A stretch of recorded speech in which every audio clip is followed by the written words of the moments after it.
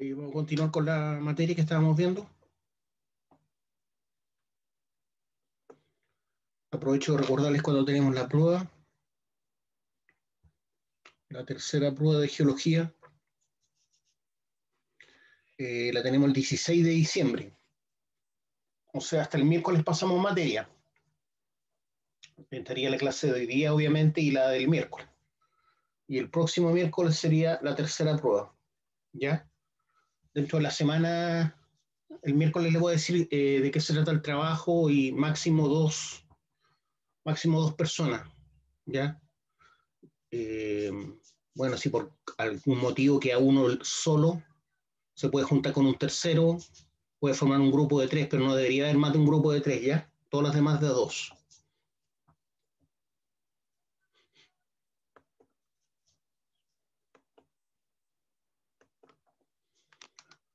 Terminamos de ver esto, la clase anterior dice, resumiendo los atributos esenciales de estos yacimientos tipo Saddle Reef son la presencia de secuencias que impliquen la presencia de metagrauvacas y metapelitas plegadas flexuralmente. Tiene que haber plegamiento flexural. Y dos, metamorfismo y plutonismo, o sea, metamorfismo y magmas que enfrían lentamente bajo la superficie terrestre, ¿cierto? No necesariamente contemporáneos. No tienen que haber ocurrido al mismo tiempo, no necesariamente, pero sí relacionados con la evolución tecnotermal de una región. Tecto no termal de una región. Tecto no termal de una región. ¿Dónde y por qué la búsqueda de un escenario potencial? Dada la naturaleza y posición paleogeográfica del terreno Megumá, una de las primeras regiones que saltan a la vista es la del orógeno hercínico de Iberia, España y Portugal, ya que tanto los terrenos canadienses, por ejemplo, Avalonia y Megumá, como los ibéricos, Galicia, Tras, Os Montes, zona central ibérica, estuvieron relacionados tectónica y paleogeográficamente. Están relacionados ya, tanto el yacimiento en Canadá como el yacimiento de España. Entonces estuvieron relacionados tectónica y paleogeográficamente a comienzos del Paleozoico, según Martínez Catalán et al. 1997. Sin embargo, un terreno como el Megumá difiere sustancialmente en el grado metamórfico de los terrenos alóctonos ibéricos del noroeste, de mucho mayor grado, según Alcock et al. 2005. Entonces hay una diferencia importante en el grado metamórfico. Por una parte, la zona centroibérica ZCI, contiene una unidad cuyas características litológicas y de metamorfismo se parecen mucho a las del terreno de Megumá. Nos referimos al complejo esquisto grauváquico, que es de la era proterozoico cámbrico inferior. La serie está constituida por una potente serie de varios miles de metros de materiales detríticos, parte de los cuales muestran características turbidíticas y de tipo flichoide. Cuando habla de una potente serie de varios miles de metros de materiales detríticos, se refiere a material como piedra, ¿cierto? Como gravas, como ripio o huevillo. Pero por otra parte de los cuales dice muestran características turbidíticas, o sea, que tienen una formación de origen orgánico. Viene de turba, ¿cierto? Al respecto, aunque el terreno Megumá es de otra edad y no alcanza la posición de la zona centroibérica ZCI autóctono relativo, y debemos considerar los siguientes aspectos: que tanto Megumá como el complejo esquisto grauváquico SEC en la ZCI contienen alrededor de 10.000 metros de secuencias turbidíticas muy parecidas. Entonces, que tanto Megumá como el complejo esquisto grauváquico en la zona de España, ¿cierto?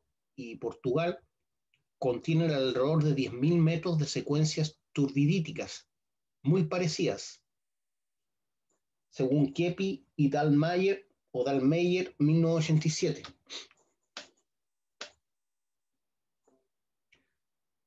¿Qué tanto Megumá como el SEC, o sea, Megumá y la parte de España, solo sufrieron metamorfismo de grado bajo? Solo sufrieron metamorfismo de grado bajo. Que sus edades no son sustancialmente diferentes y podrían ser consideradas como fases diacrónicas. SEC neoproterozoico cámbrico y Megumá cámbrico ordovícico. O sea, ambos tienen como característica que parte de su formación está dentro del cámbrico, según Kepi y Dallmayr en 1987. Que Megumá y el autóctono de Iberia, o sea, del caso de Canadá y el de España, incluyendo el SEC, pueden ser considerados como sistemas de rifts conjugados, según Martínez Catalán et al. 1997.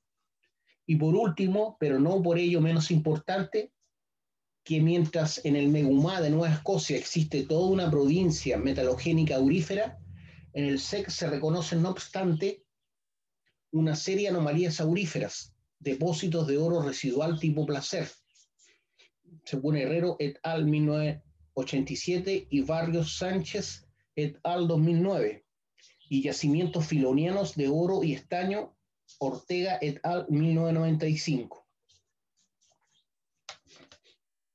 O sea, ambos tienen zonas metalogénicas auríferas, ¿ya?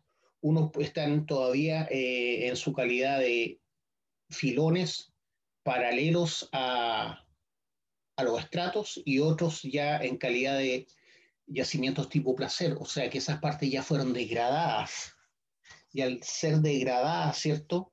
Se meteorizaron y al meteorizarse seguramente fueron trasladados a yacimientos tipo placer producto de las correntías de las aguas, ¿ya? De los ríos, de los esteros. Aquí hay un esquema que compara los dos tipos de mineralización. Voy a checar un poquito esto, esperen un poquito. Está muy grande. Entonces vamos a poner ampliación, reducción. Espérense un poco.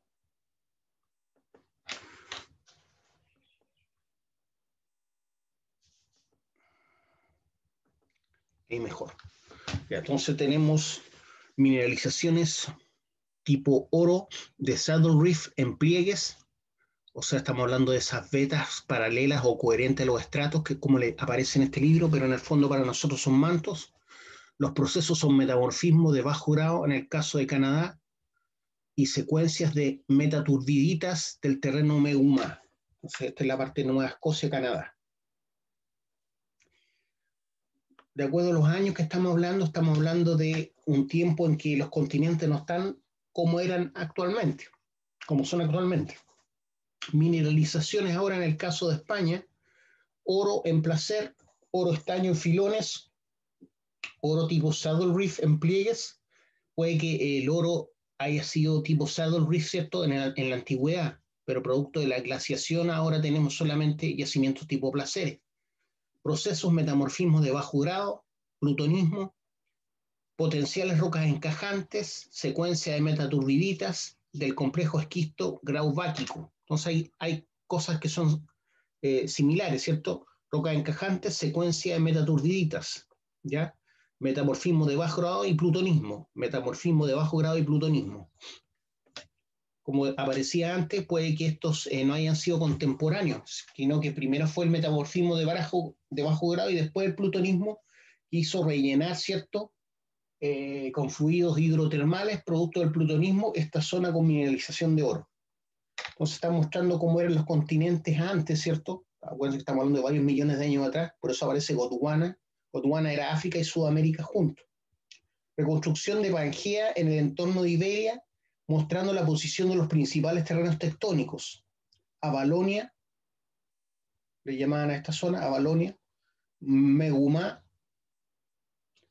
simplificada de Martínez Catalán et al. 1997. Mineralizaciones auríferas y sitios potenciales para el desarrollo de estas. ¿Ya? Entonces, si se dan cuenta, la parte de Avalonia y Megumá que producieron el enriquecimiento de oro tocaba tanto a Iberia como a parte de Canadá, que la parte de Nueva Escocia.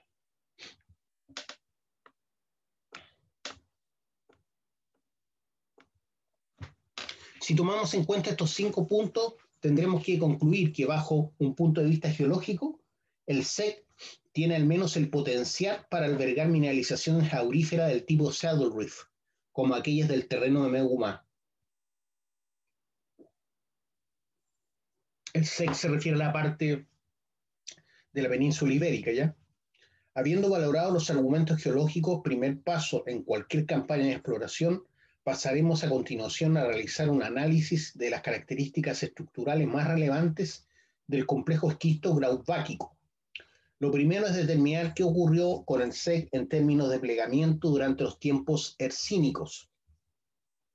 La figura de abajo nos muestra una configuración con pliegues muy simples de planos verticales que de alguna forma nos recuerda el estilo de Dufferin, o sea, en Canadá. Aquí tengo ordovícico, pizarras y cuarcitas. Aquí están estos pliegues, ¿cierto? Aquí también tenemos pliegues tipo Saddle Reef y no sabemos si estas partes fueron erosionadas y formaron yacimientos tipo placer. Obviamente fueron erosionadas, como no se ven los estratos ahí a continuación. Ahí tengo un sinclinal y aquí tengo un altinclinal, ¿cierto? Aquí tengo un altinclinal y aquí tengo un sinclinal, pero que fueron erosionadas estas partes. Ahí hay una falla, ¿cierto? La escala es que este tramo que está ahí es de 2 kilómetros, ¿ya?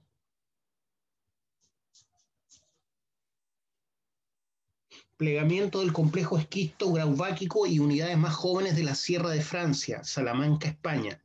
Simplificada de Macaya 1981. Entonces hay zonas similares, ¿ya? Por un lado tenemos un perfil suroeste, noreste, y aquí parece que viene a ser como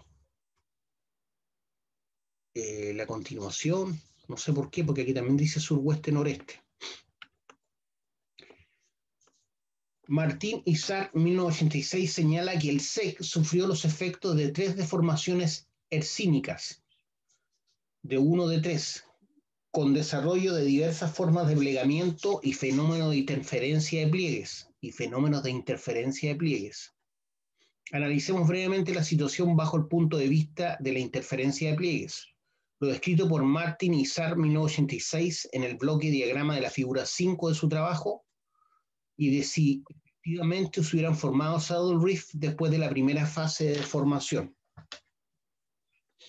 Dicha figura nos muestra la existencia de pliegues cerrados de dirección noroeste-sureste con planos subverticales, ver A en la siguiente figura, y solo ligeramente retocados por las fases posteriores. Sin embargo, la situación cambia en la región de un sector a otro y en algunas zonas los pliegues han sido retocados fuertemente. En este caso se aprecia una curvatura oscilante a lo largo de la charnela, ¿cierto?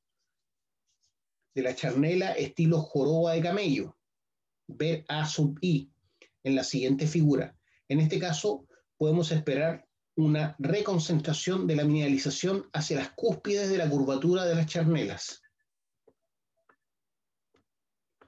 Sin embargo, la figura también nos muestra situaciones de muy fuerte deformación, donde los pliegues iniciales B son volcados y las charnelas malamente preservadas B sub I. En este caso, las potenciales mineralizaciones iniciales serían adelgazadas, pudiendo perder valor económico, como puede pasar con las venas de oro y cuarzo en los flancos de los pliegues. Ya fueron adelgazadas las partes donde hubo mineralización. Ahí estamos mostrando, ¿cierto?, el plegamiento, pliegue del plano vertical axial, ¿se acuerdan que va justo al medio? Ahí también se puede dar, pero aquí ya el plano axial se empieza a curvar, porque hay el plegamiento intenso. Zona de muy fuerte interferencia de pliegues, nuevas direcciones de charnelas, escenario tipo B, que sería esto. Zonas de posible reconcentración de una potencial fase mineral y zona de adelgazamiento de potenciales cuerpos mineralizados, cuando es muy intenso el plegamiento, ¿ah?, producto de la fuerte tracción y compresión, se produce un adelgazamiento de las zonas potenciales de cuerpos mineralizados. Entonces, ¿qué es lo que está explicando este esquema? Dice, por el lado izquierdo, modelo de interferencia de pliegues para el SEC oeste de la provincia de Salamanca, España, simplificada y modificada de Martin y Sar, 1986. Hemos diferenciado dos zonas que se corresponden a lo que podríamos denominar escenarios favorables y desfavorables, ED. El primero sería el tipo A con plegamiento normal, con planos axiales prácticamente verticales, comprende pliegues de plano axial vertical y modificaciones oscilantes de la charnela tipo joroba de camello. Esto está ahí, ahí está una tipo joroba de camello, que podría reconcentrarse en una mineralización después de una segunda fase de deformación, A sub I. Después del lado derecha, en el segundo escenario B, la deformación por interferencia ha sido de gran envergadura, por lo cual es probable que cualquier mineralización que potencialmente pudiera haber estado albergada en la charnela de los pliegues iniciales habría sido obliterada o esparcida, ¿cierto? Y quedan potencias menores. En esta parte B, que es, como se dice, desfavorable. Esta zona sería la mineralización desfavorable. Son teorías ya. En el sur de Chile, otro escenario potencial. Chile es conocido como un país tectónicamente ligado a una convergencia de placas, ¿cierto? Que es la placa oceánica, que es la de Nazca, y la otra continental, que es la sudamericana, cuyo resultado final es un magmatismo calco-alcalino importante que se manifiesta como vulcanismo e intrusiones masivas. Se refiere a los batolitos, por ejemplo, de la zona costa de la quinta región, que es un batolito masivo, ¿cierto? Que prácticamente es la estructura física de toda la superficie de la costa, quinta región costa, perdón. En términos de yacimiento se le conoce como un país de gigantescos pórfidos cupríferos, yacimientos epitermales de oro y plata y yacimientos de hierro. Todo esto gracias a la zona de convergencia entre la placa de Nazca y la sudamericana, ¿ya? El choque de placas. Eso es lo que produce ciertos gigantescos pórfidos cupríferos, yacimientos epitermales de oro y plata y yacimientos de hierro. Si bien esto es correcto para lo que allí se denomina el ciclo andino, equivalente temporal al ciclo alpino, la geología más antigua muestra una realidad bastante desconocida en el extranjero y en cierta medida hasta para muchos geólogos chilenos. Chile centro-sur posee un basamento metamórfico cuya máxima expresión se alcanza al sur de la ciudad de Concepción, allí donde empieza la cordillera Nahuel Buta. Cordillera del Puma Grande significa Nahuel Buta. Realmente Nahuel no es Puma, bueno, pero no importa. Y continúa a lo largo de la cordillera del Queulé, árbol que da unos pequeños frutos comestibles, como ortega nítida, ¿ya? Cordillera del Puma Grande y continúa a lo largo de la cordillera de Queulé, árbol que da unos pequeños frutos comestibles, como terga nítida, así se llama desde el punto de vista científico el árbol. Estas cordilleras costeras en general de baja altitud se caracterizan geológicamente por la presencia ubicua de un complejo de acreción paleozoica, denominado complejo de Nahuel Buta Queulé. Esto según el geólogo Yersun del año 86, el que puede ser subdividido de este a oeste en 3 unidades. Está mostrando imágenes. Ahí está Contulmo, Tirúa, y se muestran fallas, ¿cierto? Esas rayas son fallas. Ahí está, ¿ves? Fallas. Sulfuros masivos, donde tenemos la parte naranja, o sea, esta parte que está acá, por el volcanismo, ¿cierto? Hay muchos sulfuros masivos.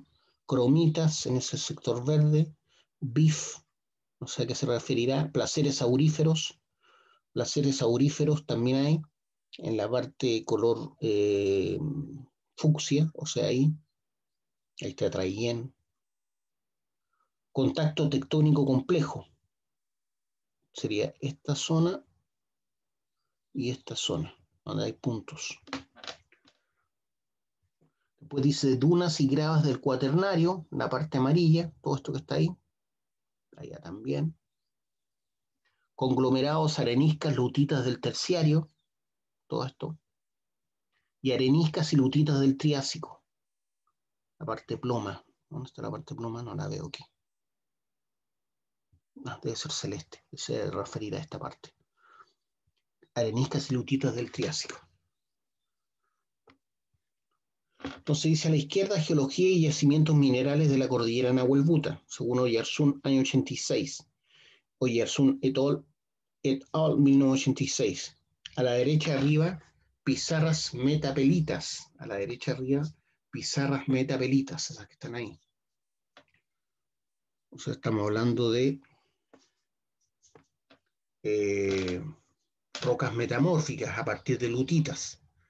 Y abajo dice de la unidad Colcura en la localidad de Capitán Pastene, también en la Araucanía, si no me equivoco, abajo mica esquistos de la unidad de Nahuelbuta. Entonces toda esta zona es mica esquistos. Hay cuarzo también y esquistos. Por eso tienen ese hábito, ¿cierto? Aplanado. Y acá arriba tengo lutitas metamórficas. Entonces la unidad de Colcula es la serie oriental con pizarras y metapelitas muy plegadas. Unidad Nahuelbuta, serie occidental con mica esquistos, metascherst, ferruginosos y serpentinitas. Unidad Tirúa, serie occidental, son esquistos verdes metabasitas. ¿Se acuerdan que los esquistos verdes estaban relacionados a un mayor metamorfismo? Pillow lavas tipo almohadas, ¿no? También lo vimos al inicio. Metascherts en la cordillera de Keulé, según se reconocen además afloramientos de serpentinas y se reconocen además afloramientos de serpentinas. Todo eso es en la unidad de Tirúa. Unidad de Tirúa vendría siendo la parte color oliva, todo esto. La unidad de Nahuelbuta es toda esta parte que está acá. Y la unidad de Colcura, donde están las pizarras y metagrauvacas, que también eran los tipos de roca que teníamos en Canadá y en España, ¿cierto? En la parte más oscura, o sea, vendría siendo esto, parece, esto que está acá, ¿ya?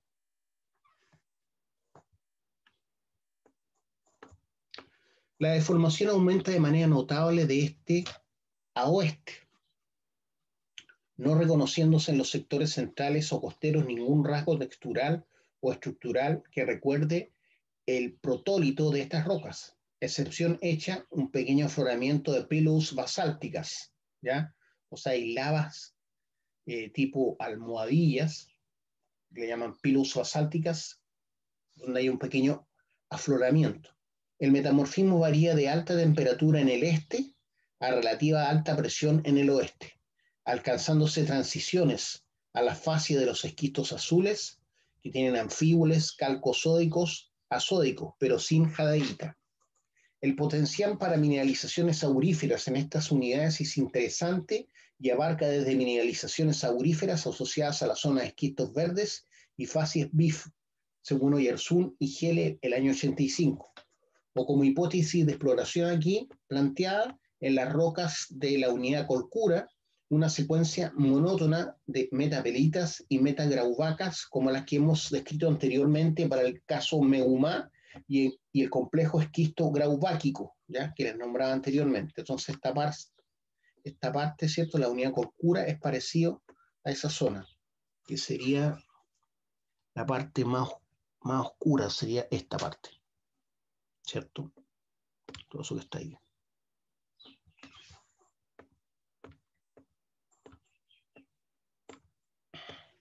Adicionalmente, la cordillera de Nahuelbuta también se reconoce la intrusión de granitoides del Carbonífero superior que jugaron algún papel en el metamorfismo. Acuérdense que los granitos no se forman de la nada, son plutones, ¿cierto? O intrusiones de un magma que va enfriando lentamente. Y al enfriar lentamente se acercó a rocas sedimentarias que produjeron metamorfismo. Por eso dice, adicionalmente, la cordillera Nahuelbuta también se reconoce la intrusión de granitoides del Carbonífero superior, esa es la era, que jugaron algún papel en el metamorfismo de la unidad de Colcura, según Oyarzún 1986. Recordar que en el caso de los yacimientos tipo Megumá, las intrusiones graníticas parecen haber intervenido con la formación de estas mineralizaciones, según Sangster y Smith del año 2007. O sea, por un lado había metamorfismo, pero también plutonismo.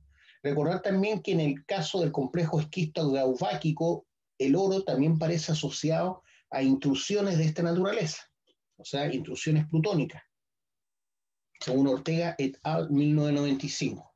O se dice que esta zona de Chile se parece un poco a los yacimientos de Megumá y el de España y Portugal. Resumiendo sobre el tema, los atributos básicos para los yacimientos tipo Saddle Reef de oro, como punto de partida, la exploración de yacimientos minerales necesita dos cosas fundamentales: un blanco de exploración bien caracterizado en sus atributos esenciales, ¿ya? O sea, tienen que haber características que me indican posiblemente ¿cómo se dice? Un objetivo, un blanco de exploración. Ideas geológicas sobre el dónde y sobre todo el por qué buscarlo en una determinada región o zona. Tiene que haber pliegues, obviamente, y plutonismo. La razón es simple, hay que tener claro el tipo de yacimiento que estamos buscando y por supuesto debemos saber cómo buscarlo. En el ejemplo que acabamos de revisar, que por cierto dejamos aquí como una idea geológica, conocíamos los siguientes hechos: el tipo de yacimiento Saddle Reef, auríferos y filones asociados. Sabemos sabemos en qué rocas buscarlos. Secuencias turbidíticas, rocas con alta y baja porosidad. Y por último, sabemos cuál es el ambiente estructural donde buscarlo. Pliegues de plano axial vertical con charnelas bien definidas. Otros atributos importantes son el desarrollo de un metamorfismo de grado bajo que preserva algunos rasgos sedimentarios. El grado alto acabaría con la porosidad. Y por último, el plutonismo. El complejo esquisto grauváquico cumple con todos o casi todos los atributos requeridos para albergar mineralizaciones auríferas tipo Saddle Reef. Y de hecho existen evidencias, llamémoslas indirectas, porque hay yacimientos tipo placeres y anomalías de oro, que hacen subir la apuesta por esta unidad. Aquí estamos viendo, ¿cierto?, una zona de filón de cuarzo aurífero. Acá también. Entonces, el complejo esquisto grauváquico en Logrosán, Cáceres, España. Izquierda, filón de cuarzo tipo grieta de tensión en las pizarras. A la derecha, detalle de lo anterior. Está agrandada la imagen ahí. Entonces tenemos pizarras que hablan de, primero, lutitas que fueron metamorfizadas y tenemos una intrusión, ¿cierto? Una intrusión de un dique de cuarzo aurífero, ¿ya? Pero esa intrusión no fue sólida, ¿cierto? Primero entra como un fluido hidrotermal, lo mismo acá.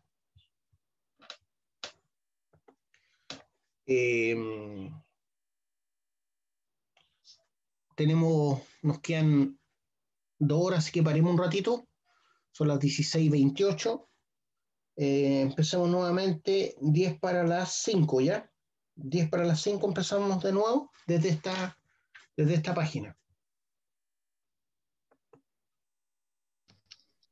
Ya, profe. Ya, entonces nos estamos viendo 10 para las 5. Ya.